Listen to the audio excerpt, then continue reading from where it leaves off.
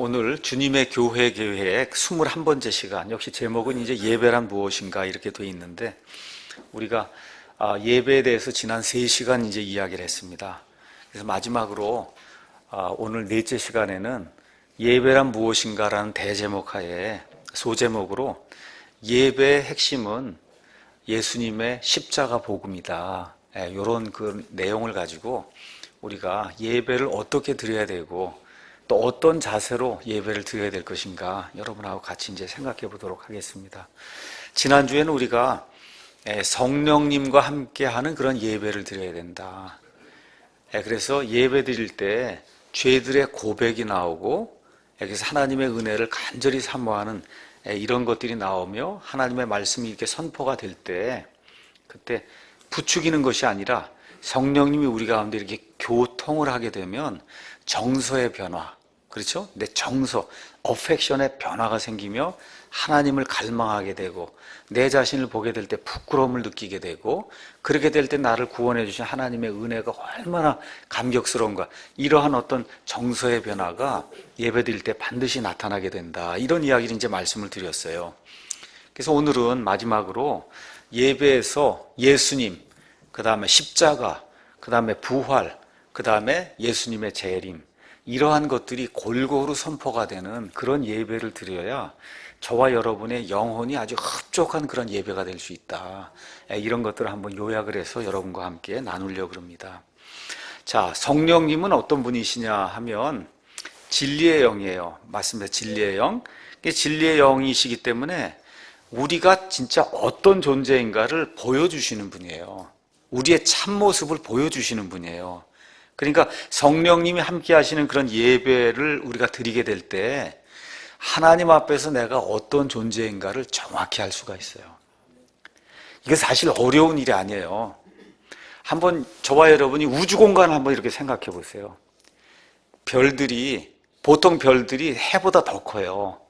그런 별들이 수십 족에 수백 개, 사람이 셀 수 없을 정도로 많아요. 지구는 그런 어떤 큰 별에 비하면 요만해요.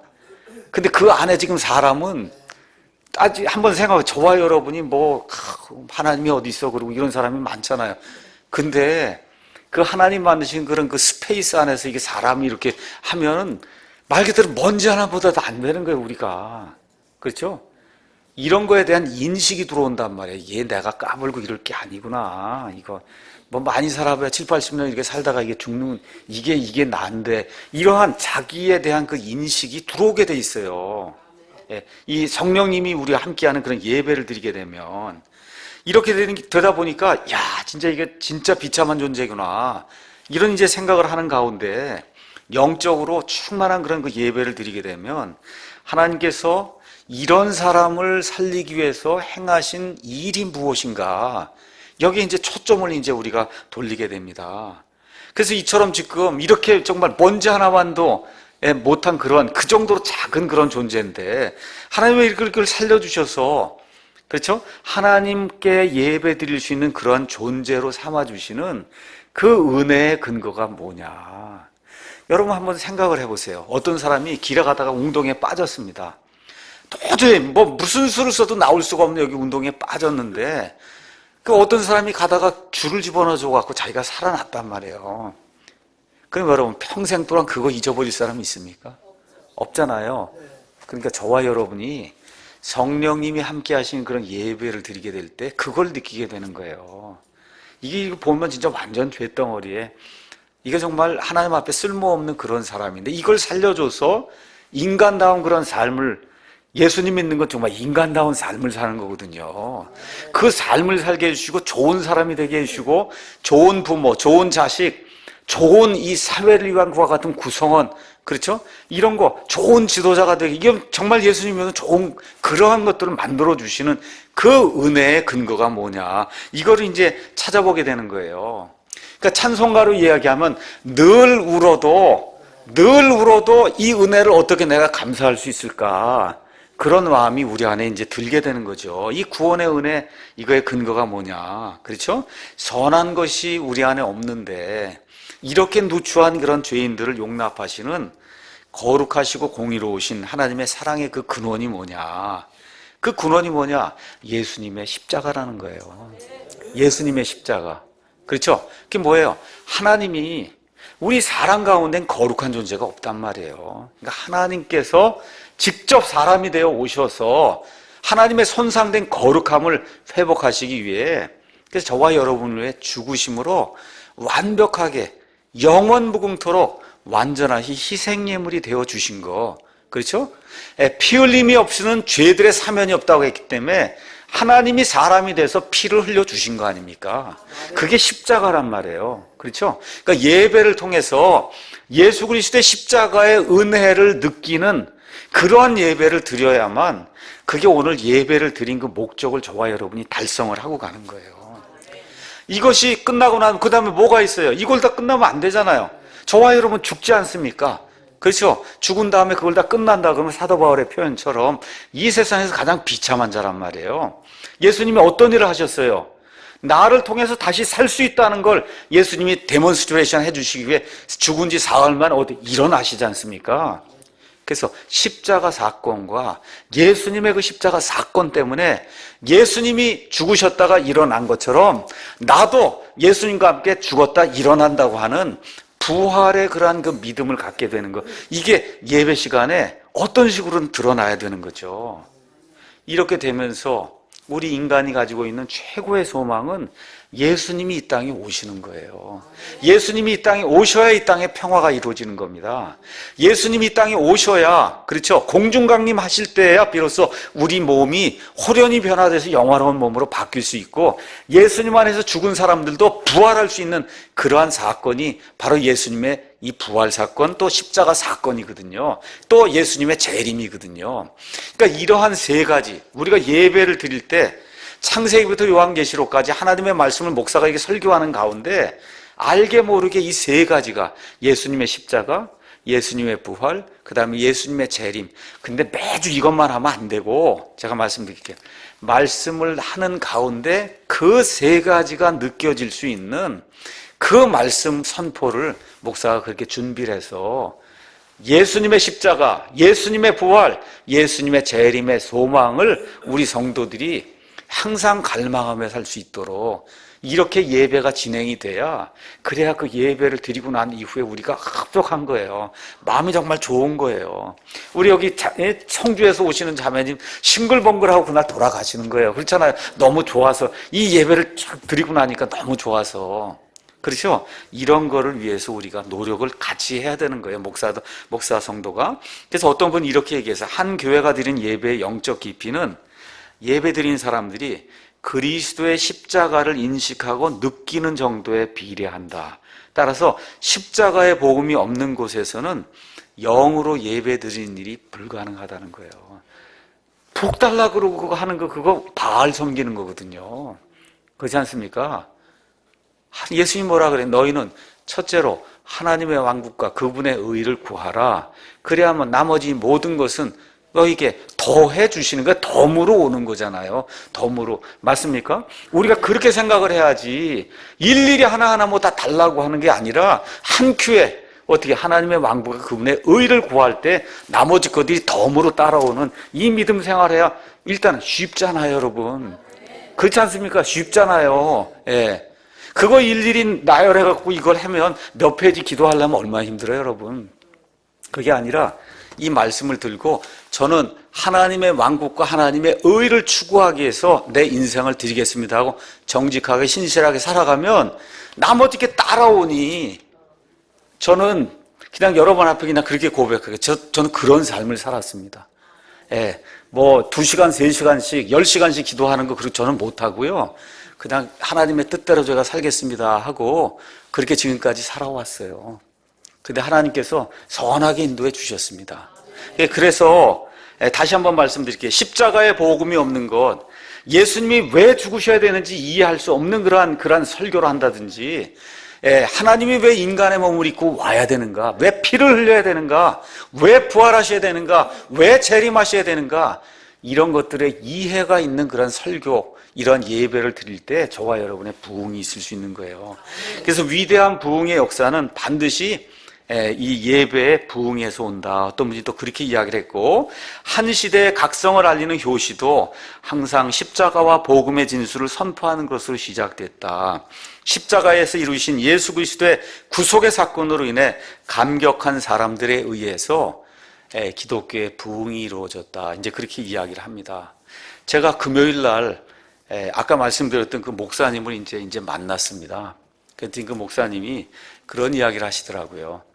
과거에 지금 사랑교회 거기 무슨 목사님이라 좀 고인이 되셨잖아요. 이제 그분이 항상 주장하는 게 제자 훈련을 해야 된다. 그렇죠? 제자 훈련. 그래서 이제 그분이 그 목사님하고 조금 좀 이렇게 말다툼 비슷하게 이야기를 했다는 거예요. 제자 훈련이 목사님 강남에서는 되는데요. 여러분 목사님 한번 시골에 가서 농사 지어 보세요. 제자 훈련이 되나? 그러니까 돈 있고 남편이 나가서 일하고 부인이 집에 있고 가서 부인들 모아갖고 제자 훈련이 되는데 시골 가서 모든 사람이 나가서 다 일해야 되는데 제자 훈련이 어떻게 됩니까? 그래서 이분이 뭐라고 얘기했냐?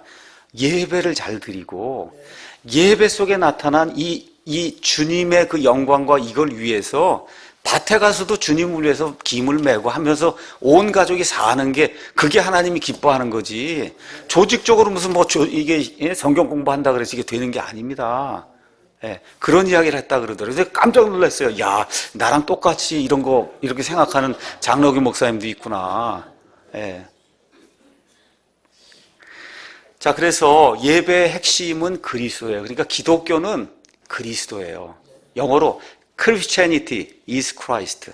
그러니까 그리스도가 빠지면 그러면 안고 없는 찐빵이 되는 겁니다. 그러니까 예배자는 자신과 하나님 사이의 유일한 중보자 되시는 예수 그리스도만을 의지해야 되고, 그래서 예배를 올바른 방식으로 이제 드린다면 거기는 반드시 예수 그리스도를 통해서 아버지 하나님께서 이루신 십자가 구원, 거기에 대한 이 회상과 감격이 반드시 있게 되는 거예요. 그러니까 신앙과 살면서 중심이 항상 교회가 아니고 중심이 항상 목사가 아니고 예수 그리스도와 그분의 말씀, 이게 중심이 되면 나머지가 바뀌는 거예요. 교회 생활도 제대로 하게 되고, 그렇죠? 성도들하고도 바르게 이렇게 사귀게 되고 사회 활동도 바르게 해서 좋은 시민이 되는 겁니다.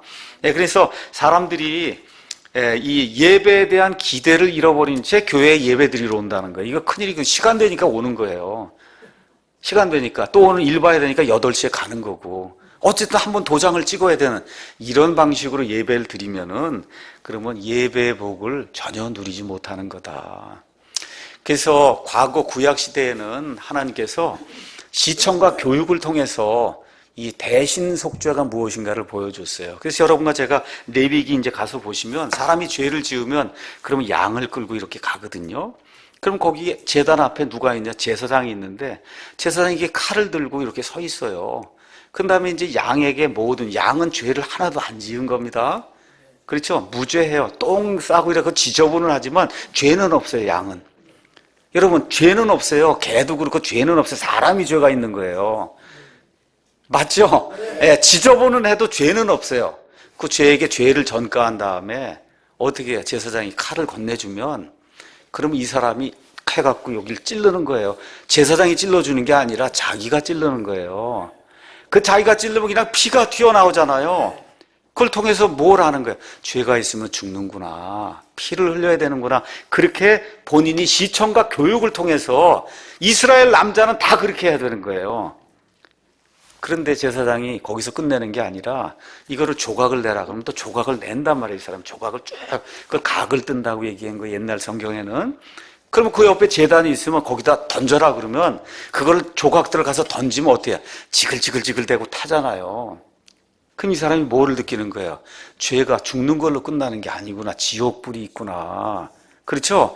이거를 하여튼 양을 한 마리 끌고 가갖고 그걸 하고 나면 그냥 진땀이 나고 그러고서 아이고 저 양 때문에 내가 지금 살았구나 하고 돌아간단 말이에요. 그래서 또 죄 지으면 또 데리고 오고. 그렇죠? 이거 반복적으로 그러니까 뭘 얘기하는 거냐? 하나님께 나아가려면 대신 속죄물이 있어야만 가능하다는 거예요. 이 죄를 덮기 위해서. 그 구약 시대에는 짐승을 가지고 가서 그 일을 해서 일시적으로 덮고 그런 일들을 했는데, 그래서 수천만 마리의 그런 양과 소가 죽임을 당했지만 일시적으로 덮는 그런 역할을 했지 죄들을 제거하는 건 불가능했단 말이에요. 맞습니까, 여러분? 예. 우리 하나님께서 그 일을 끝내시기 위해서 구약은 예표란 말이에요. 그렇죠? 우리 예수님을 이 땅에 보내셔서 세상 죄들을 제거하신 하나님의 어린 양이 되게 하셔서 그 예수님이 십자가에 죽으시며 영어로 It is finished. 뭐예요? 끝났단 말이에요. 다 이루었다 하고 외치실 때 단번 속죄를 통해서 대신 속죄를 통해서 영원 무궁토록 단 한 번 퍼펙트 완전한 희생물이 되어 주셔서 구약 시대에 하던 이런 모든 일들을 다 끝내놓으신 거예요. 앞으로 올 그런 모든 일들을 끝내놓으신 거예요. 이것이 예배의 핵심이 돼야 된다. 예수 그리스도라고 하는 그분이 이 모든 일을 단 한 번 영원토록 한 번의 희생 예물을 드려 끝냈다는 거예요. 그걸 우리가 단번 속죄라고 얘기하는 겁니다. 맞습니까, 여러분? 예. 그래서 그 일이 이 예배를 드리게 될 때, 특별히 설교 말씀을 전하게 될 때 이런저런 모습을 통해서 목사의 설교를 통해 그게 드러날 수 있도록 그렇게 설교를 해야, 그래야 그날 예배가 온전하게 이제 드려졌다, 그렇게 이야기할 수 있는 거예요. 그럼 이렇게 하려면은 목사가 진리를 선포해야 될 거 아닙니까? 그렇죠? 그렇게 되니까 하나님은 진리의 영이시기 때문에, 또 하나님의 사람들은 진리의 사람들이기 때문에, 그래서 진리 하나님께 이렇게 예배를 드리게 될 때는 하나님으로부터 오는 진리를 우리가 이제 받을 수 있다는 거예요. 이 진리는 어디서 오냐? 신문에서는 안 옵니다. 텔레비전에 무슨 얘기해서는 안 와요, 그런 진리가. 그래서 설교자는 이걸 들고 이거를 강의하셔야 돼요. 뭐를 믿고? 하나님의 말씀만 설교해도 하나님이 사람들을 변화시킬 수 있다. 유머 찾고 예화 찾는 게 아니라 하나님의 말씀만 있는 그대로 제대로 강해를 하면 이 말씀으로 사람들이 변화가 될 수 있다. 이 마음을 가지고 진리를 선포하는 이와 같은 일을 해야 되겠다고 작정을 하고 하나님께 내어놓고, 그리고 하나님의 말씀을 전달하게 될 때 진리가 전달이 되는 거예요. 그러니까 예배의 중심은 한마디로 설교라고 그렇게 이야기해도 틀린 말이 아닙니다. 1시간 반 우리가 예배 드려요. 그 안에 찬송도 드립니다. 헌금도 드립니다. 그렇죠? 기도도 드립니다. 그렇죠? 여러 가지 다 그렇게 함에도 불구하고 맨 마지막에 하나님이 주시는 말씀을 받아야 되는 건, 우리가 다 드렸으면, 그렇죠? 하나님이 주시는 걸 받아야지. 그 주시는 건 말씀을 통해서 오는 거란 말이에요. 그러니까 설교가 가장 중요한 거예요. 그래서 어떤 분이 설교만 잘하면 목사는 다 용서가 된다. 그것도 틀린 말은 아니에요. 나쁜 일은 하면 안 됩니다. 그렇다고.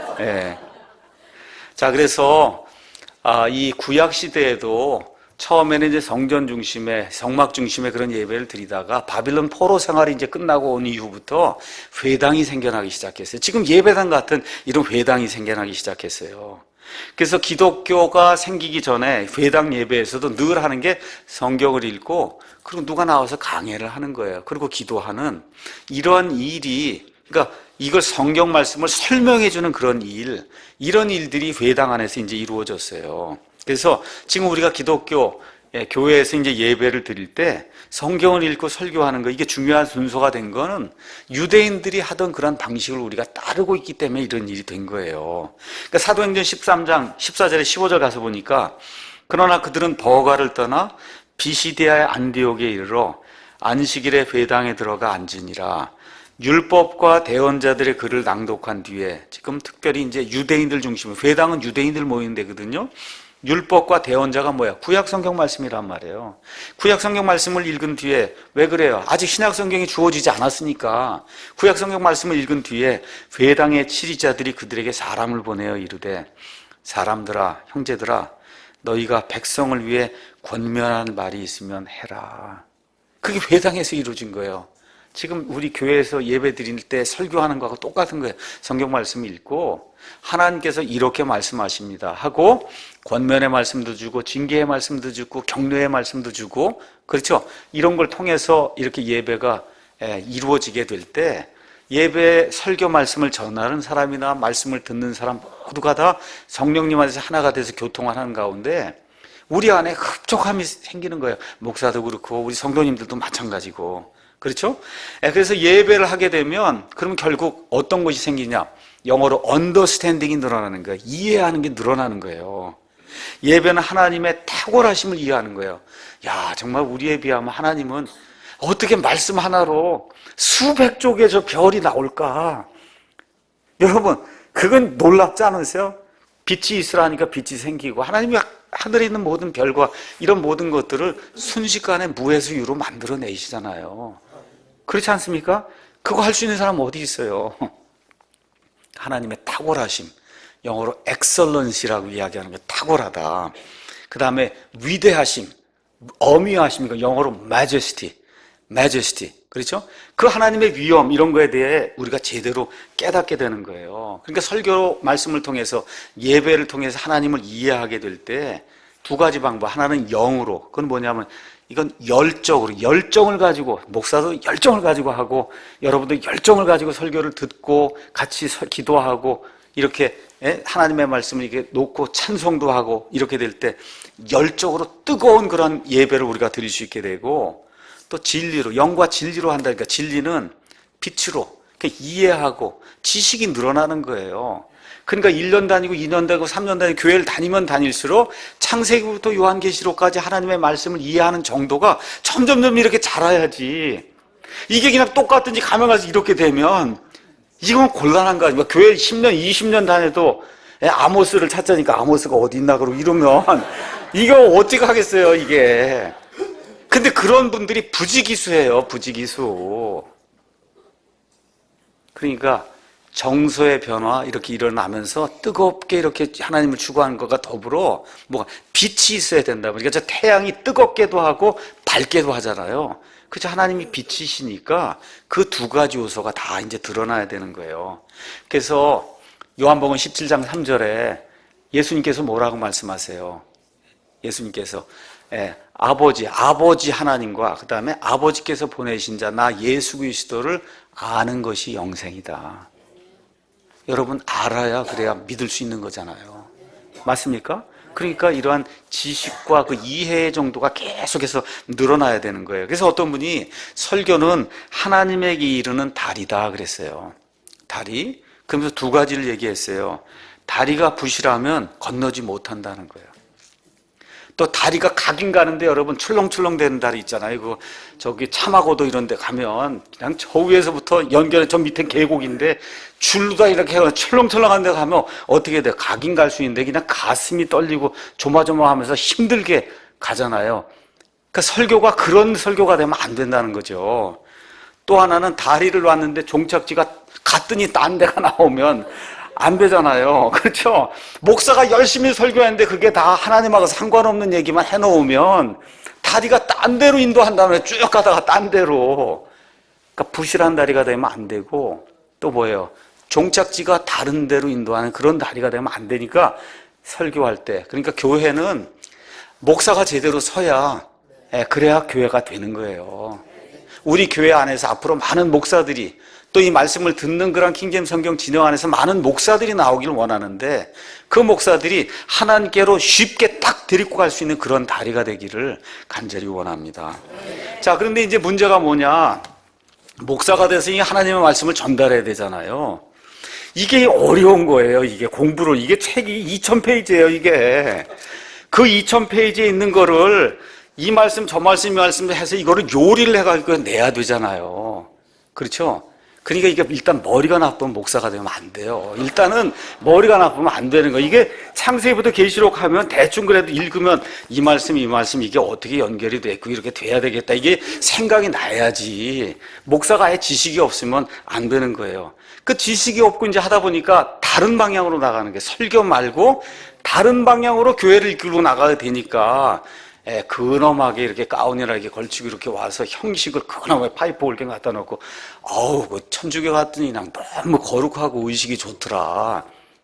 이렇게 가면 안 되는 거예요. 그렇죠? 형식 예전 중심의 예배를 드리게 되는 거예요. 말씀이 없으니까. 그 다음에 말이 없으니까 어때? 음악으로 우린 예배 드린다. 그러니까 한 시간에 음악이 한 50분, 설교 5분 이렇게. 또 그러다 안 되니까 누구 드라마를 한다고 여기다 또 드라마 여기다 한단 말이에요. 드라마 중심. 그렇죠? 이렇게 하고 말로 다 설명이 안 되니까 동영상 파워포인트, 설교가 파워포인트 가져다가 놓고 그림 보여주고 이렇게 하는 이런 설교가 나오게 되고, 또 그것도 안 되고 그러니까 그냥 대충 하고 우리 교제 중심의 우리 교회다. 교제. 그렇죠? 교제만 하는 그런 거. 이렇게 해놓고는 또 많은 경우 예배 시간을 고정을 해놓는단 말이에요. 무조건 1시간에 끝내야 되는 거예요. 여러분, 저도 설교 시간을 좀 지키려고 노력하는데 그게 잘 안 돼서 대단히 죄송합니다. 저도 한 40분만 설교하기를 그렇게 간절히 원해요. 근데 오늘도 아마 한 50분, 55분 했을 거예요. 그런데 어쩔 수 없어요. 시간이 딱 고정이 되면 어떻게 하다 막 중간에 끝내야 되는데 그게 예배가 되겠어요? 그렇지 않습니까? 그래서 여러분에게 미안하긴 하지만 그래도 저도 해야 될 말이 있기 때문에 어쩔 수 없을 때 55분도 하고 어떨 때는 50분도 하고 어떨 때는 45분도 하고 그게 변화가 있을 수 있는 거잖아요. 그렇잖아요. 왜 그러냐? 성령님의 자유함이라고 하는 게 있는 건데 그걸 시간을 고정해버리면 그럼 하고 싶은 말, 성령님이 주시고 싶은 그런 말을 할 수가 없지 않습니까?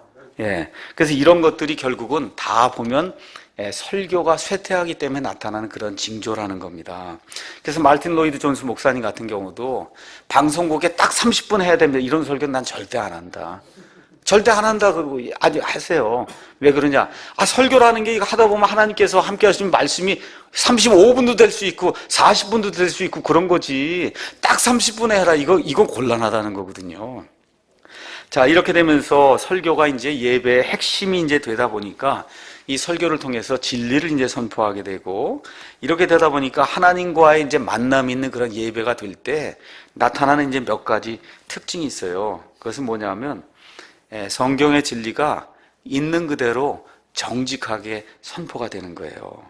이렇게 될 때 목사는 그거를 정직하게 선포하는 거예요. 저 사람들 보지 않고 이거 얘기하면 헌금이 떨어질까 뭐 이런 거 생각하면 안 되거든요.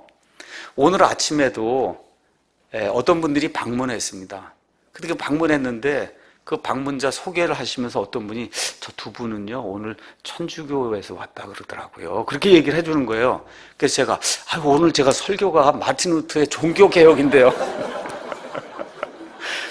오늘 제가 준비해온 게 루터의 종교개혁과 이게 천주교의 부패와 이걸 해야 되는데 그래서 천주교 두 분이 왔다 그러니까 제가 마음에 이걸 또 어떻게 해야 되나.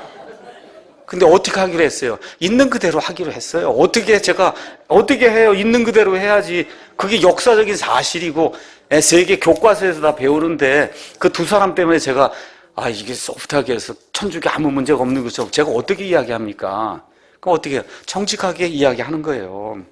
이렇게 할 때 예배자들이 겸손하게 반응하는 거예요. 그래서 나중에 식사할 때 그분에게 죄송하게 제가 오늘 준비가 그게 돼서 할 수 없이 제가 그렇게 설교를 했습니다. 그랬더니 제가 오늘 더 정확하게 더 잘 알게 됐다고. 그래서 오늘 그래도 알게 돼서 갔으니 감사한 거 아닙니까? 그게 뭐예요? 겸손하게 예배자들이 반응을 하는 거예요. 오늘 듣지 못할 얘기를 여기 와서 들었다 그러면 구원받을 기회가 없어지는 거잖아요. 그러니까 이런 목사가 올바로 이렇게 이야기를 하고 정직하게 설교를 할 때 나에게 얘기하는 거구나 생각을 하고 겸손하게 반응을 하면 그러면 구원도 받을 수 있고 구원받은 이후에 잘할 수도 있고 이렇게 이제 되는 거죠. 이렇게 될 때 성령님이 말씀해 주시는 성령님의 축복이 우리 가운데 이제 임하게 되고 이렇게 임하게 될 때 성도들이 풍성하게 이렇게 되니까 예배당을 떠나면서 어떻게 해요? 내가 이번 한 주는 하나님의 말씀대로 한번 살아봐야 되겠다. 그렇죠? 이렇게 의지를 가지고 그리고 예배당을 떠나는 거잖아요. 그리고 싸우고 얻어 터지고 그리고 다시 또 와서 말씀을 탁 듣고 제가 잘 하겠습니다. 그러고서 또 나가서 하는 거죠. 그게 우리 삶이에요, 사실. 그렇지 않습니까? 예. 이와 같이 여기 가서 보면 느헤미야 8장 8절 9절 가서 보니까 이렇게 이제 표현이 돼 있어요. 이와 같이 그들이 하나님의 율법에서 그 책에서 명료하게 낭독하고 의미를 알려주어 그들로 하여금 그 낭독하는 것을 깨닫게 하니라. 그러니까 그 깨닫게 되니까 온 백성이 그 느헤미야 전에도 뭐 읽었는데 이게 이해가 안 되는 거예요. 그 깨닫게 되니까 온 백성이 율법의 말씀들을 듣고 울었다 이렇게 기록이 돼 있어요. 그 뭐예요? 정서의 변화가 생긴 거예요. 그 말씀이 그거였구나. 그렇죠? 목사가 오늘 말씀을 들고 설명을 해주니까 그 말씀이 그거였구나. 내가 제대로 살아야 되겠구나. 그렇죠? 좋은 사람이 돼야 되겠구나. 이렇게 느끼는 것이 생기게 되면 그날 예배 제대로 저와 여러분이 드린 겁니다. 그래서 예배와 설교를 이제 비유하면서 이 예배 설교 이게 뭐냐 하면 거룩한 산을 오르는 그런 사람이라고 한번 생각을 해봐라. 모든 거 여러분 높은 산 이렇게 올라가려면 뭐 물도 가지고 가고 이렇게 다 뭐 가져가야 될 거 아닙니까? 그렇죠? 지팡이도 들고 가고. 그래서 준비하고 올라가 하나님의 말씀을 듣고 그리고 무장한 채 다시 내려오는 거예요. 다시 내려오는 거. 그 일의 핵심이 설교라는 거죠. 그래서 설교는 예배가 아니지만 예배의 중심이에요. 어쩔 수 없는 게 우리 프로테스탄트, 배프티스트 여기에서는 예배의 중심이 설교가 될 수밖에 없어요. 여러분 여기 와서 한번 생각해 보세요. 여기 와서 1시간 반 동안 찬송하고 기도하고 교제하고 이것만 하고 집에 가고 또 그 다음 주도 찬송 기도. 여러분 처음에 한두 주는 그 목사 설교한다니까 아주 편안하고 좋던데 이렇게 될 수 있는데 그렇죠? 1년 52주 그렇게 해보고 그 다음에 해도 그렇고 그 다음에 해보세요 여러분. 안 되죠. 그거 안 되는 거예요. 저도 그렇고 안 됩니다 그게. 저도 목사하기 전에 여기 앞에 앉아있던 사람이거든요.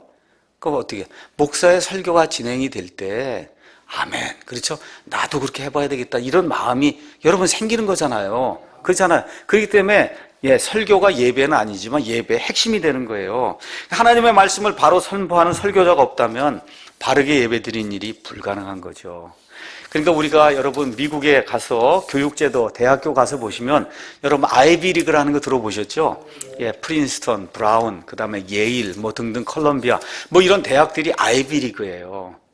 아이비리그는 누구를 위해서 만든 거냐? 목사를 위해서 만든 대학이 아이비리그예요. 이제 영국에서 사람들이 미국으로 건너왔습니다. 건너와서 믿음의 자유를 지키기 위해서 교회를 해야 되겠다. 그러면 목사는 우리 중에서 제일 똑똑하고 이 말을 잘하는 사람이 목사가 돼야 되는데 학교가 없잖아요. 그 학교를 위해서 만든 게 하버드, 예일, 컬럼비아 뭐 등등의 아이비리그 그런 학교들이 처음에 다 목사를 만들기 위한 그런 학교로 시작을 해서 지금 가장 유명한 그런 사학이 된 거예요.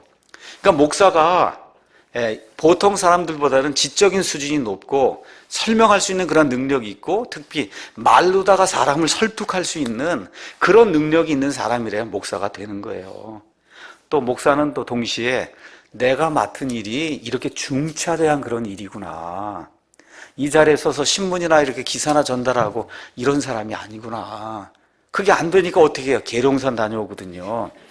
안 되는 거예요. 그 계룡산 가서 불 받고 와서 뭐 한다는 거. 이거를 설교하는 게 목사지 계룡산 가서 불 받고 와서 뭐 하는 거 목사 아닙니다. 성경에 나와 있는 목사는 말씀을 선포하고 말씀을 설명을 해서 그 말을 통해 사람을 설득해서 하나님께로 돌아서도록 만들 수 있는 그런 사람이 목사거든요. 그러니까 제대로 준비하지 않고 그냥 누구나 다 성령님의 인도를 받아 그저 여기서 일어나고 저기서 일어나고 보통 이제 형제 모임이라는 데가 그거거든요. 말씀을 누가 준비하는 특별한 목사 이런 거 있으면 안 된다는 거예요. 어떻게 해요? 누구나 그저 성령님의 인도를 받아서 벌떡벌떡 일어나서 한 사람씩 말하면 된다. 그거는 설교가 아닙니다. 성경이 이야기하는 그와 같은 목사, 예배의 본질을 모르기 때문에 그런 이야기들을 하게 되는 거예요. 자, 그래서 과거 이제 청교도 중에 유명한 분이 리차드 백스터라고 하는 분이 있어요. 아주 유명한 그런 청교도 이제 목사님인데 그 목사님이 예배를 드리는 그런 사람들의 태도를 몇 가지를 이렇게 이제 적었습니다. 첫째, 저와 여러분이 2017년 그 이후에는 정말 예배를 잘 드리는 사람이 되려고 지금 이걸 하는 거잖아요. 뭘 해야 되냐? 개인적으로 늘 성경을 읽고 묵상을 해라. 묵상을 해야 된다는 거예요. 묵상. 요즘 제가 블로그에 이제 글을 하루에 이제 2개를 올립니다. 그렇죠? 그래서 하나는 그래도 이제 우리 교회가 성도들이 늘어나고 하다 보니까 이 성경이 무언가를 모르고 이 교회 오니까 모든 게 편안하다. 그렇죠? 또 이 교회 오니까 그래도 목사 설교가 뭐 신문 얘기 안 하고 그냥 성경대로 이렇게 하는 것 같아서 마음이 편하다. 이렇게 생각해서 오시는 분들이 있다 보니까 왜 성경을 우리가 킹제임스 성경을 쓰는지 모르는 분들이 생겨나는 거예요. 여러분, 이 교회는 킹제임스 성경 때문에 생긴 교회예요. 이 말씀을 보급하고 이 말씀을 알리기 위해 생겨난 그런 교회이기 때문에 그거를 잃어버리면 그럼 교회의 존재 가치가 목적이 없어지는 거거든요. 그래서 하는 수 없이 제가 하루에 하나씩 주일만을 빼고는 저도 힘들어요. 아침에 가자마자 아침에 1시간이고 1시간 반을 해서 글을 써갖고 그 글을 올리려면 그게 쉬운 일이 아니에요. 그렇지만 올해는 내가 365일 중에 300일 해면 어쨌든 300개 글은 올릴 수 있잖아요. 저는 좀 집요한 사람이거든요. 하루도 안 빠져요. 특별한 일이 아니라는. 예. 자, 그래서 이제 글을 이제 하루에 올립니다. 하나를. 그 올리고 제가 성경만 얘기하면 안 되니까 꼭 반드시 묵상할 수 있는 경건의 글을 제가 꼭 올리잖아요. 하나를. 근데 순서를 제가 어떻게 올립니까? 경건의 글을 먼저 올리고, 그 다음에 성경에 관련된 그런 글을 올리니까 다시 말씀드려. 저와 여러분이 영적으로 생각해보고 성장할 수 있는 글이 먼저고, 그 다음이 지식이라는 거예요. 지식이 먼저가 아니라, 여러분 이해하시게 좀 몰라도 돼요. 다만 좋은 사람이 되는 게 먼저예요. 그래서 제가 2개의 글을 올리는 거예요. 뭘 하라고 올리냐? 묵상을 좀 해봐라. 그 글을 쓰니까 저도 또 묵상을 하게 되고, 저도 글을 쓰는데 아무 생각 안 하고 이렇게 해서 글을 써서 올릴 수는 없잖아요. 읽고 제대로 문법이 제대로 잘 됐나 다 하면 처음부터 끝까지 내가 2번, 3번 읽어야 되거든요. 참 내가 글을 쓰면서도 그렇죠. 참 남의 글을 이렇게 가져다 이렇게 올리고 이렇게 정리를 해서 주면서도 참 은혜가 되는구나. 그리고 하루를 시작하는 거예요. 그렇게. 그러니까 늘 개인적으로 성경을 읽고 묵상하는 이런 사람이 돼야 좋은 예배를 드릴 수 있습니다. 그 다음에 하나님의 말씀이 주는 분명하고도 확고한 가르침 아래서 실제로 살아야 된다는 거예요. 좋은 애 그리고 돌았으면은 자기 방식대로 세상 방식대로 하면 안 되고, 그렇죠? 참 좋구나 하고 느꼈으면 나도 그렇게 해야 되겠다 하고 실제로 한 발자국을 그 방향으로 뛰는 그런 삶을 하루 살고 이틀 살고 이렇게 살아나가야 그래야 좋은 예배를 드릴 수 있다는 거죠. 또 여기 설교를 하러 올 때도, 설교를 듣거나 예배를 하러 오실 때도 마찬가지예요. 여기 있는데 이 플래시는 이게 고기거든요. 이게 여러분 정육점에 가면 이렇게 소 이렇게 걸려 있어요. 그거 플래시예요. 그게. 그렇죠. 그것만 오면 안 돼요. 여러분 아시겠죠? 제가 리얼하게 얘기하는 거예요. 그것만 오면 안 되고 진짜 사람이 와야 돼요. 여기 진짜 사람, 이 안에 들어있는 진짜 사람. 그래서 그 진짜 사람이 들어와서 정말 주의 깊게 하나님의 말씀을 잘 이렇게 들어야 돼요. 그렇게 이제 하려니까 그 전날 좀 일찍 자고, 졸면은 일단, 그래서 제가 조는 분은 감사하게 생각해요. 야, 목사 설교가 얼마나 달콤하면 저렇게 깊은 잠에 들 수 있냐. 이것도 큰 은혜구나. 근데 너무 그런 큰 은혜에 빠지면 안 되니까, 그러니까 설교 중 쓸데없는 생각이나 졸음으로 말씀을 놓치지 않고, 그러면 누가 배워요? 우리 애가 바로 옆에.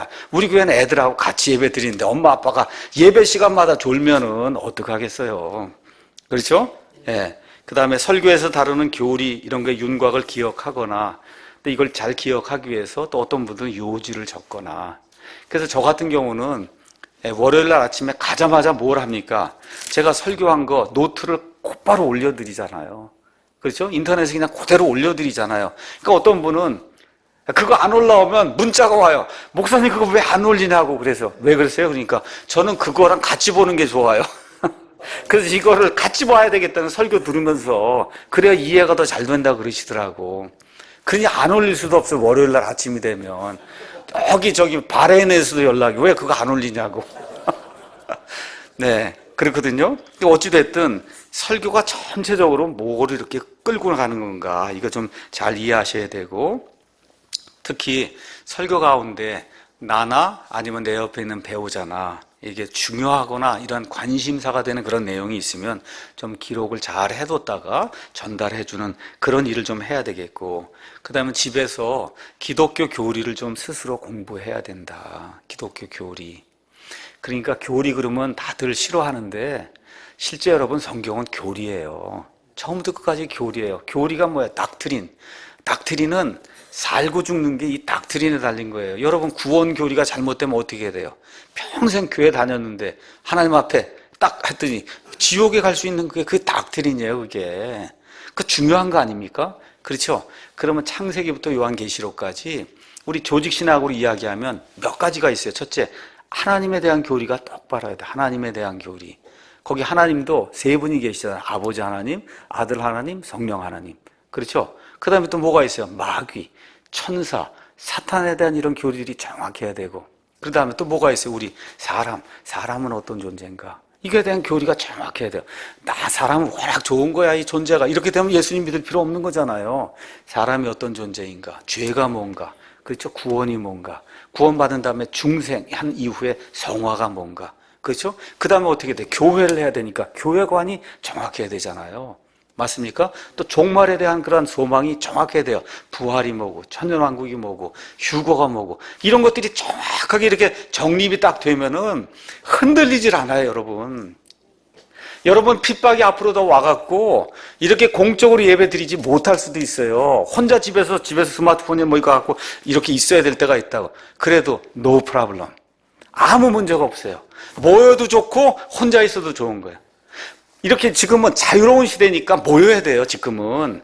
근데 못 모일 그런 상황이 오면 못 모이지 어떻게 모이겠어요? 부인하고 같이 둘이서 숨어서 예배 드려야 되고 그러잖아요. 그래도 하나님에 대한 모든 게 다 정확하고 그러면 프라블럼이 없는, 노 프라블럼이에요. 이렇게 돼야 되는 게 우리의 삶이, 교리가 확실해야 되는 거죠. 그렇죠? 또 예배를 마치고 집에 갈 때도 오늘 들은 그런 이야기도 애들하고 좀 같이 설교도 이야기도 하고 부인하고도 남편하고도 같이 이야기하고 그 다음에 또 오늘 들은 그 설교가 이해가 안 돼. 그러면 빨리 목사한테 쫓아오든지 지역인도자나 집사한테 오늘 들은 얘기가 이게 좀 이해가 안 된다 해서 반드시 이해를 좀 하려고 이렇게 노력을 하고 딸기 원하는 그런 좋은 교리들을 다룬 책들을 스스로 찾아서 성경 바로보기라든지 이런 책들을 찾아서 이제 읽어보고 또 지혜와 성령님의 조명을 구하기 위해서 저와 여러분 시간이 날 때마다 기도하고 그 다음에 알게 된 내용을 의식적으로 이렇게 실천하는 그런 삶을 그저 우리가 숨을 들어 마시면서 살듯이 그냥 이런 것들을 늘 삶에서 이렇게 적용을 하면서 살면은 그러면 그냥 좋은 예배자가 되는 거예요. 목사도 이렇게 하면은 좋은 목사가 되는 거예요. 성도도 마찬가지고 그렇지 않습니까? 그래서 이제 예배를 드리게 될 때 몇 가지 이제 결과가 나타나요. 첫째는 뭐냐? 하나님이 영광을 받으십니다. 우리 사람이 기쁜 것도 있지만 여러분 이거 뒤로 넘어지고 뭐 이러면 사람이 기뻐하더라고요 보니까. 근데 하나님은 영광이 하나도 안 돼요. 그건 꽝이에요, 꽝. 그렇죠? 예배 드리면 만화한 거 예배 드리고 오는 거거든요. 그러니까 내가 기쁘냐 아니냐 그건 둘째 문제고 제일 먼저 하나님께 내가 영광이 됐냐 이거예요. 오늘 예배를 드렸을 때. 왜 그러냐? 삶의 최고의 목적은 하나님을 기쁘게 하는 거예요. 여러분 간단하게 그냥 집에 개 키우시는 분 밖에 나갔다 들어와 보시라고. 개가 얼마나 즐겁게 해주나. 그 이상은 해야죠 우리가. 개가 얼마나 즐겁게 해줘요. 그냥 뛰고 펄쩍펄쩍 뛰고 그렇죠. 와서 너무 좋다고 그러고 그렇게 하잖아요. 우리 하나님께 우리가 그렇게 표현은 못해도 그냥 하나님 때문에 늘 좋습니다. 고통이 와도 그냥 제가 감내하고 나가겠습니다. 이렇게 이제 하는 거죠. 그렇죠? 그래서 왜 그러냐? 하나님은 경배를 받으실 존재이기 때문에 그래서 우리가 그렇게 이제 하는 겁니다. 또 예배를 이제 잘 드리게 되면 그리스도인들의 성화가 이루어져요. 그 뭐냐? 우리의 죄성을 인식하게 되죠. 그렇죠. 그 부족한 걸 하나님 앞에 내어놓게 되죠. 내어놓게 되니까 잘못한 그런 형제들에게 내 허물을 고백하게 되죠. 내가 더 잘하겠다. 그렇죠? 저는 그냥 한 일주일에도 몇 번 제 아내에게 내가 잘할 테니 다 용서해라. 그렇게 되는 거예요, 그게. 내가 다 잘할 테니까 다 용서하고 이렇게 해라. 이러니까 살잖아요, 제가.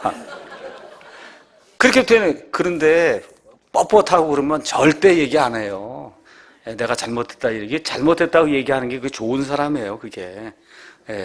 자, 그래서 정결하게 되려고 하는 열망이 우리 가운데 생겨나죠. 그렇죠? 예배를 잘 드리면.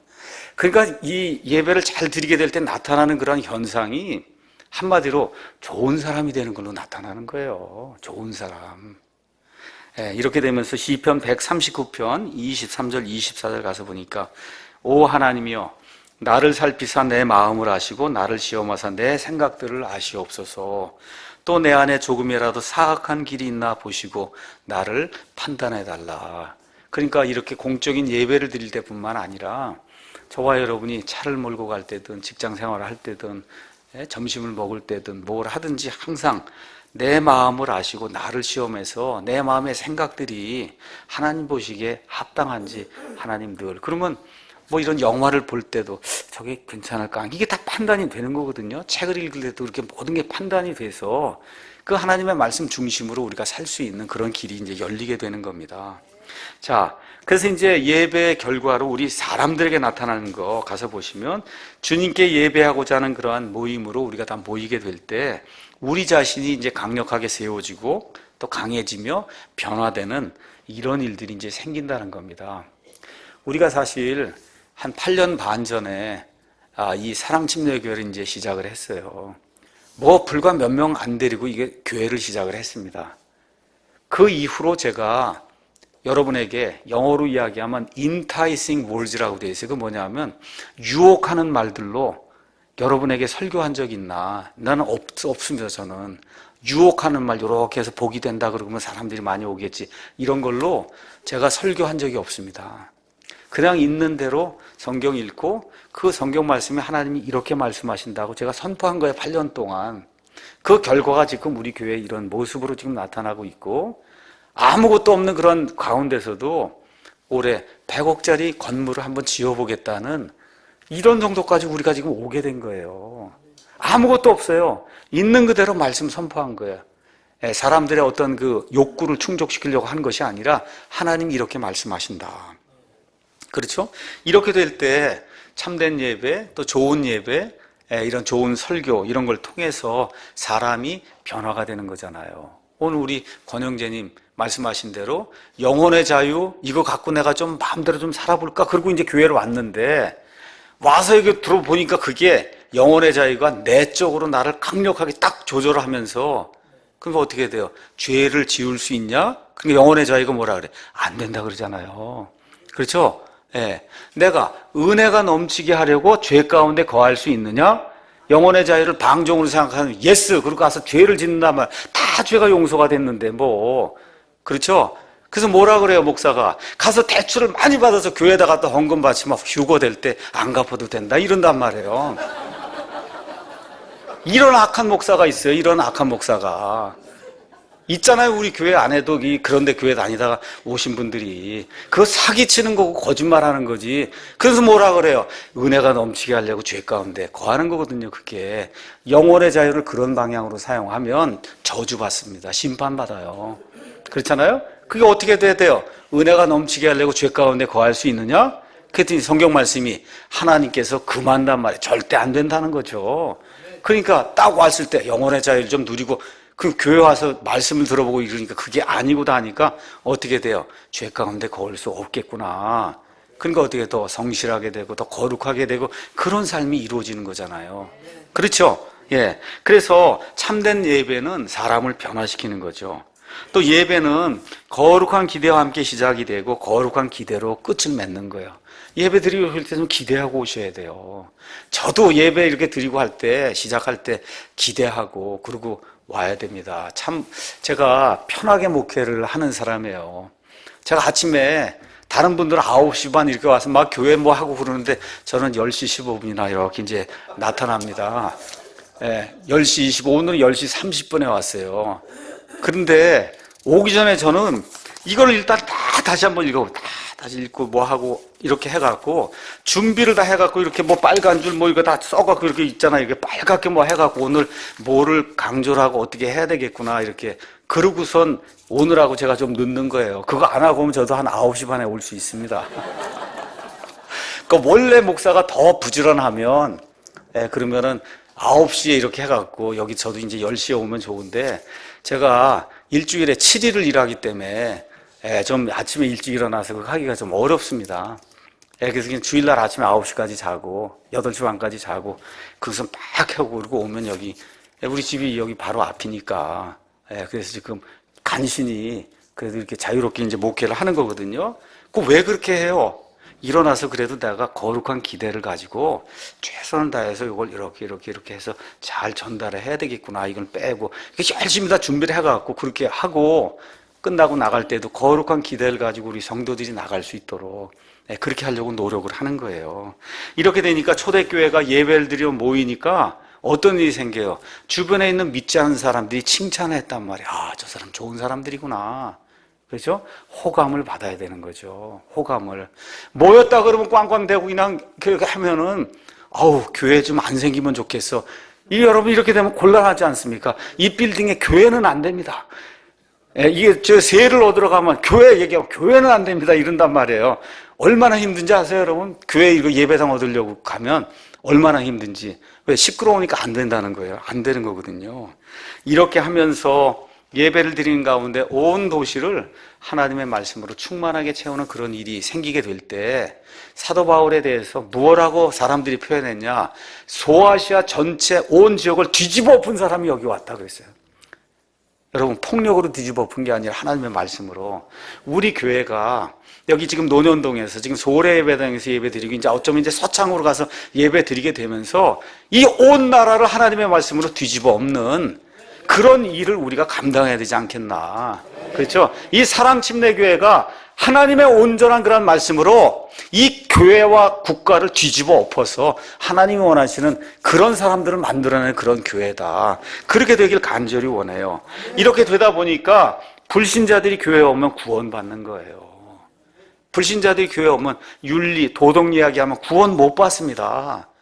목사가 어떻게 하든지 간절한 심정을 가지고 그리고 구원받지 못한 사람 구원받아야 산다고 하는 그런 메시지를 예배 시간에 거의 대부분이 구원받은 사람이지만 구원받지 못한 사람 우리가 초청했을 때 그 사람이 그 말씀을 듣고 변화가 될 수 있도록.